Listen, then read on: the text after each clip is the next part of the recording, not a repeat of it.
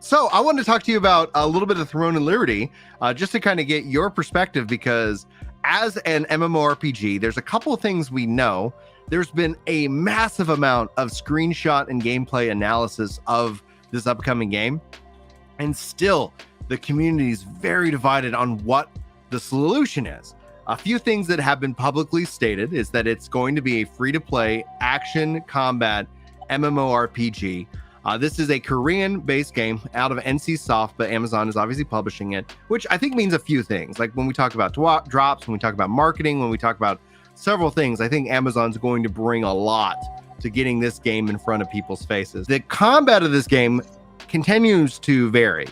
Rumors and potential leaks suggest that there's a form of maybe auto combat, auto pathing, auto hunting, which is more akin to kind of mobile MMORPGs. But nothing is ultimately confirmed, so we are in this weird holding pattern. The question to you is that, knowing nothing about this game, not yet on your radar, what would be some key takeaways that if they announced that it had X feature or Y feature, it would be an instant pass for you outside of monetization? I think anything that starts to be pay to win. So it starts to be a lot about, like, are you going to start rewarding early adopters? Are you going to start giving people, like, I don't like when they have like closed alphas, closed betas, and then, you know, if they hypothetically did something weird, like you could keep that progress, or like, I think anything that starts to move towards giving somebody a leg up to the degree where I don't want to hop in. I don't like PvP always on. I know that's like a really controversial thing in some portions of the MMO space, but I think that PvP always on is a mistake. There are times that I just want to casually do something in the background, and I don't need there to be penalties to that. I don't mind PvP encouraged, PvP incentivized, like that doesn't bother me at all, but I think PvP always on is a mistake.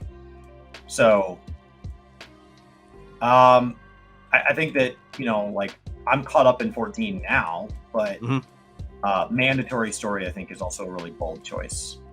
I would prefer it to be more like heavily incentivized. I think New World, you can kind of, with the exception of like Brimstone Sands, you can kind of like choose the story when you want. Guild Wars, I think, has done a really good job of making it choose the story when you want.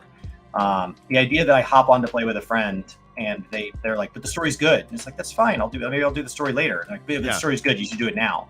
It's like, no, I want to play with my friend right now. Right. So I think I'm really just getting further and further away from any form of forced gameplay. Like, I don't want to be forced. You know, like, forced means like you should be paying me, not me paying you. Right.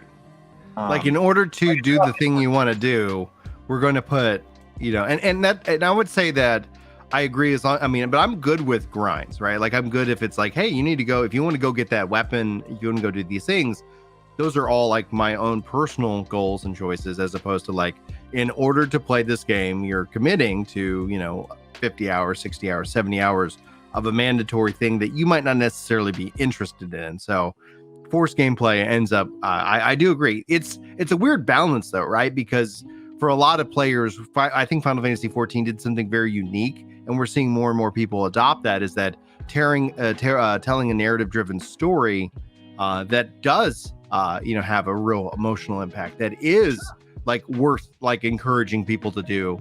But they've also at the same time built that degree of this requirement that not necessarily everybody wants to like jump into. And it's interesting to see how they've addressed that with things like New Game Plus. I think that's actually like a very unique system. And so if any story driven, you know, MMO, like if Throne and Liberty has this massive story that is a requirement, like the next thing you have to marry with that is, you know, a New Game Plus style system, so that people can choose to decide to jump into or back into it as they please. But does anything, especially in regards to Throne and Liberty, like if the game has like an auto combat, auto pathing, auto hunting feature, like is that like a major red flag for you? Because, you know, you've played mobile MMOs before. Does that you know, have any concern? On its own. I mean, Final Fantasy 14 retainers have ventures. It's auto adventuring for you, and it comes back with loot. World of Warcraft has garrisons, and so like I think it's going to vary, you know, and they have all these different mission tables that they've had over the years. Like I think it's going to really vary on like how powerful is that. If that's just something like every day I log in and I have these little NPCs that have been questing for a day, and I tell them what kind of questing I want them to do the next day, that's not problematic. If that starts to be like, oh, well, you can't be prepped for raid night unless you've checked in at least 20 times in the last 7 days, that's a different ballgame. So on its own, it's really hard to have a red flag when we know so little. It just isn't that concerning.